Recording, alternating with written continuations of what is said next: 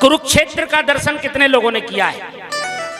देखिए बड़े भाग्यशाली हैं आप लोग, कुरुक्षेत्र गए हैं। अच्छा, तीर्थों का भी भाग्य होता है पटेल साहब। कभी कभी किसी तीर्थ की महिमा बढ़ जाती है और कभी कभी किसी तीर्थ की महिमा घट जाती है।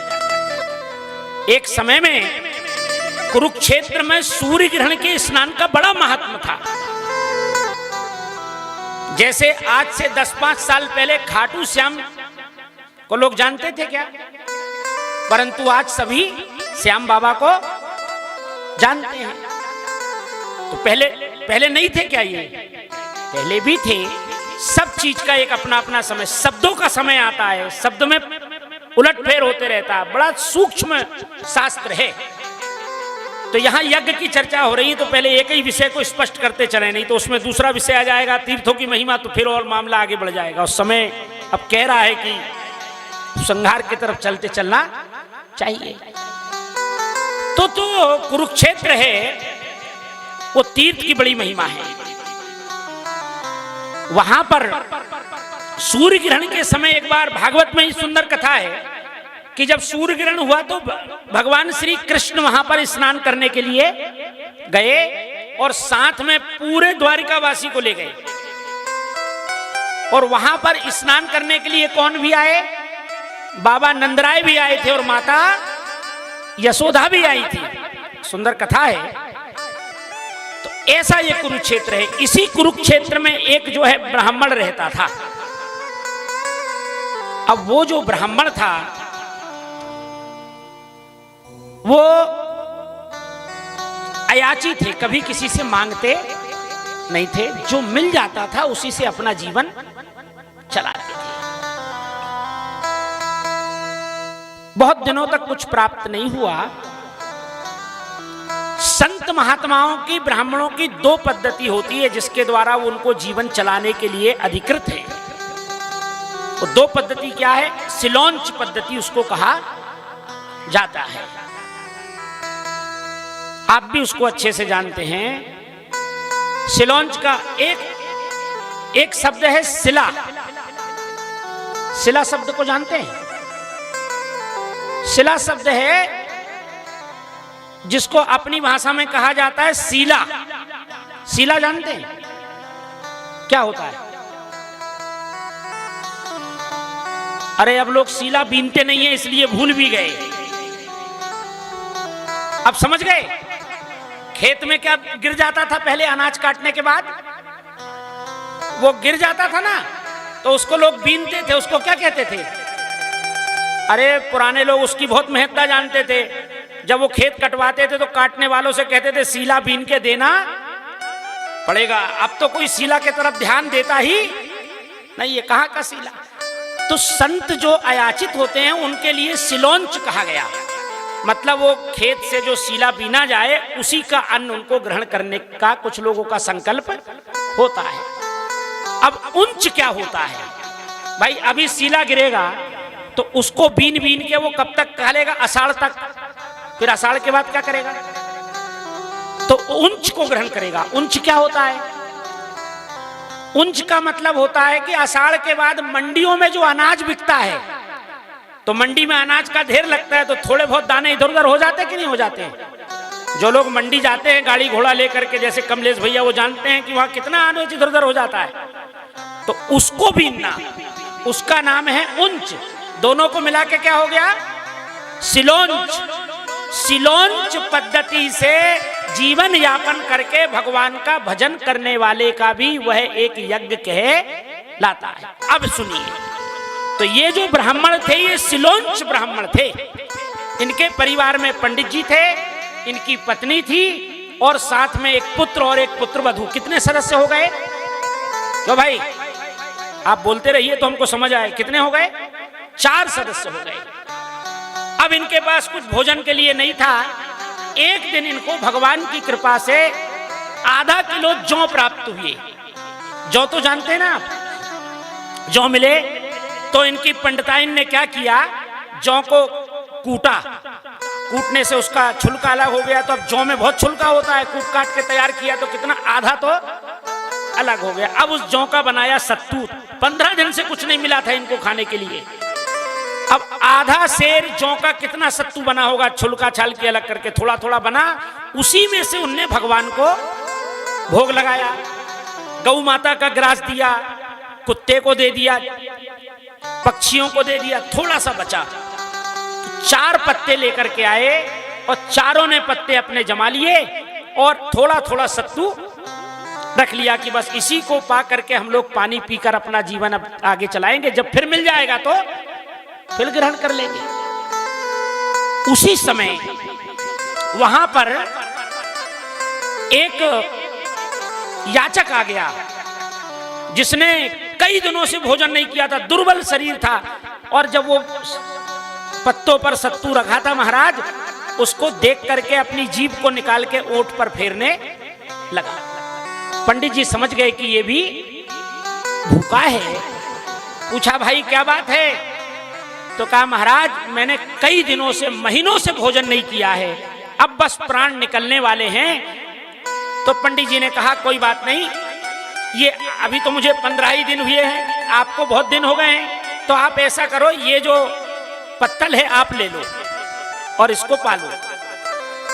पंडित जी ने दिया तो पंडिताइन ने विचार किया कि जब पंडित जी नहीं भोजन करेंगे तो मैं कैसे कर सकती हूं, मेरे पति भूखे रह जाएं तो मुझे भी ये प्रसाद किसको दे देना चाहिए, इसी को दे देना चाहिए। तो पंडिताइन ने भी दे दिया। अब दोनों का सत्तू उसने खा लिया और खाने के बाद भी अपनी जीभ ओंठ पे फेरते रहा, मतलब अभी इसकी भूख मिटी नहीं थी। तो पंडित जी की बहू ने विचार किया कि मुझे ये सत्तू इनको दे देना चाहिए। और जो सत्तू जो था वो उनको दिया गया, वो देने लगी बहू, तो ससुर ने रोक दिया, बेटा तुमको नहीं देना चाहिए। क्यों? क्योंकि तुम दूसरे के घर से मेरे घर आई हो और मेरा ये कर्तव्य है कि मैं तुम्हारे उदर का पोषण करूं, तुम्हारी रक्षा करना मेरा कर्तव्य है। अगर तुम भोजन नहीं करोगी तो तुम्हारी जो है मृत्यु भी हो सकती है। तो बहू ने क्या कहा, ये बहुत बड़ा शास्त्रार्थ हुआ है महाराज यहाँ पर, अब उतनी सब चर्चा करेंगे तो बहुत लंबा समय हो जाएगा, केवल मूल बात बताता हूं मैं आपको। बहू का कहना पड़ा कि पिताजी आप ये भोजन उसको करा दीजिए। क्यों करा दीजिए? क्योंकि आपके द्वार पर एक याचक आया है और वो भूखा है, मृत्यु के समान उसको कष्ट हो रहा है। इतने में बेटा ने कहा मैं दे देता हूं। तो बहू ने रोक दिया, आप मत दीजिए, क्योंकि अगर मैं मृत्यु को प्राप्त हो गई तो आप दूसरा विवाह कर लेना, और आप रहोगे तब पंडित जी का वंश आगे बढ़ेगा, और अगर आप मृत्यु को प्राप्त हो गए तो मेरा रहना या नहीं रहने से कोई मतलब।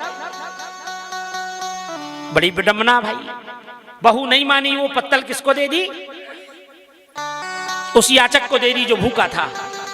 बेटा ने कहा कि अब जब सबने दे दिया है तो मैं भी क्यों ग्रहण करूं, अच्छा वो तो भूखा ही था। वो 3 पत्ते का भोजन उसने कर लिया, परंतु उसकी भूख समाप्त। थोड़ा थोड़ा तो सत्तू था, लड़के ने भी दे दिया, चारों ने फिर से। अब देखो जल भी नहीं था वहां पर, कई वर्षों से क्या पड़ गया था, अकाल पड़ गया, जल नहीं था, छोटे सा बर्तन में जल था। इन चारों ने विचार किया कोई बात नहीं, कुछ नहीं मिला तो कोई बात नहीं, थोड़ा थोड़ा जल पीकर हम काम चला लेंगे। अब ये कहने लगा मेरे पेट में अन्न तो चला गया, जल पीने की इच्छा है। पंडित जी ने कहा पता नहीं भाई कितना पिएगा, तो जल भी इसको पिला दिया। थोड़ा सा बचा तो ये कहने लगा मेरे हाथ झूठे हैं, मेरे हाथ भी धुला दो। पंडित जी ने जो हाथ धुलाए तो पूरा जल भी, अपना अन्न बचाना जल बचा। अब जब अन्न जल दोनों नहीं बचा तो जो हाथ में थोड़ा सत्तू लगा था उसके कण जमीन पे, अपन हाथ धोते हैं तो जो रहता जमीन पे गिर ही जाता है। अब जल थोड़ा था तो थोड़ा ही सा जमीन पे गिरा। ये सारा दृश्य कौन देख रहा था? एक नेवला देख रहा था। अब नेवला आया और नेवला आकर के, उसको भी प्यास लगी थी क्योंकि उसने भी कई दिन से पानी नहीं पिया था, अकाल था। तो उसने विचार किया कि भाई पानी पीने को ना मिले तो ना मिले, परंतु शरीर में थोड़ी ठंडक मिल जाएगी। जहां हाथ धोया था वहां पर मैं लोट लगा लेता हूं। उस न्योले ने लोट लगाई तो आधे शरीर में ही ठंडक मिली, और वो जो अन्न के कण थे उसके शरीर में क्या हुआ, चिपक गए। तो आधे शरीर में अन्न के कण चिपके, आधे शरीर में जल चिपका, तो उस न्योला का आधा शरीर काहे का हो गया, सोने का हो गया, स्वर्ण का हो गया। और न्योला वहां से भाग गया। जैसे न्योला चला गया, वो जो व्यक्ति था जो सत्तू खा रहा था, उसने अपना असली रूप ले लिया और वो असली रूप में आ गया और वो कहने लगा मैं धर्म हूं, मेरा नाम क्या है, धर्मराज है। ब्राह्मण देवता, आपके संतुष्टि की परीक्षा हो रही थी, और आप जैसा ब्राह्मण जो अपना त्याग करके मेरे को संतुष्ट किया, मतलब आपने एक यज्ञ यहां पर संपन्न कर दिया। बहुत बड़े विधान की आवश्यकता नहीं पड़ी, ना मंडप बनाना पड़ा और ना किसी ब्राह्मण को बुलाना पड़ा, ना आहुति देना पड़ा, यज्ञ हो गया। आप समझ गए, किसी भूखे व्यक्ति को भोजन करा देना, उसको संतुष्ट कर देना भी एक यज्ञ के बराबर है। यहां भी क्या हो रहा है, यज्ञ हो रहा है। आप में से अगर इतने लोगों में से एक व्यक्ति की आत्मा भी कथा को सुनकर के संतुष्ट हो रही है, प्रसन्न हो रही, तो मान के चलो कि चौरे परिवार का यज्ञ संपन्न हो रहा है। अब हुआ ऐसा कि पंडित जी तो आनंदित हो गए, धर्म ने उनको सब कुछ दे दिया। अब वो जो न्योला था उसने विचार किया, उसने ये सारे दृश्य को देखा और उसने ये सुन लिया कि तुम्हें तो कई हजार यज्ञों से ज्यादा फल प्राप्त हुआ है। उसने पूछा ब्राह्मण ने कि न्योले का शरीर स्वर्ण का क्यों हो गया, तो कहा तुम्हारे यज्ञ का ये प्रताप है। न्योला ने विचार किया कि अब जहां जहां यज्ञ होगा मैं वहां वहां जाऊंगा और वहां की भूमि में लौटूंगा, तो क्या प्राप्त हो जाएगा मुझे, पूरा शरीर। भाई आधा कैसा था वो, सोने का, और आधा न्योले का शरीर था। तो उसने विचार किया कि अब तो मुझे यज्ञ में जाना चाहिए, जहां जहां यज्ञ हो, जहां जहां यज्ञ हो सब जगह जाए, और सब जगह जाकर के लोट लगाए, परंतु उसका वो आधा शरीर फिर से कभी सोने का नहीं हुआ। न्योले को पता चला कि धर्मराज युधिष्ठिर यज्ञ कर रहे हैं।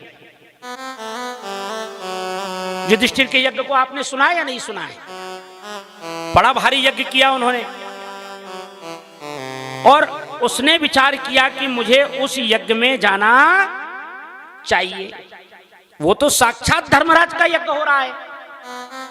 महाराज वो न्योला उस यज्ञ में पहुंच गया और यज्ञ चलते रहा, यज्ञ चलते रहा, लोग हाथ धोए, वहां वो जाए, लोट लगाए, पूरा यज्ञ हो गया, परंतु उसका शरीर सोने का नहीं हुआ। महाराज जब उसका स्वर्ण में शरीर नहीं हुआ, तब जो है उन्होंने युधिष्ठिर से ही पूछा कि आप तो धर्मराज हैं, आपके यहां पर यज्ञ में मेरे साथ ऐसा क्यों नहीं हो रहा है जो उस ब्राह्मण के छोटे से यज्ञ में हो गया। तो धर्मराज ने कहा यज्ञ में वो धन लगना चाहिए जो धर्म के द्वारा प्राप्त होता है, और मैं हूं राजा। राजा के यहां पर तो टैक्स के रूप में सब तरह का, नहीं तो पहले समय में राजा को कर देने की यह पद्धति थी भैया कि सीला बीनने वाला व्यक्ति भी जितना सीला बीनता था उसका 6वां भाग राजा के खजाने में उसको देना पड़ता था। तो उसने भी दिया। एक कसाई जो मांस का व्यापार करता है, जो पशुओं की बलि देता है, उसके पास जो धन आता है वो भी राजा के पास जाएगा, तो उसका धन उतना शुद्ध नहीं है। उसका यहां पर यह प्रमाण हो गया। तो कहा यज्ञ की बड़ी विधा है, और ये यज्ञ नारायण भगवान का ये अवतार इन सब बातों को बताने के लिए हुआ कि सात्विक रूप से जो धर्म कर करके यज्ञ करता है उसका यज्ञ सफल होता है। कई तरह के यज्ञ हैं। एक तरह का यही बता दिया कि अगर किसी भूखे को भोजन करा दिया, किसी प्यासे को पानी पिला दिया, अगर किसी गरीब की कन्या का विवाह कर दिया तो वो भी एक यज्ञ के बराबर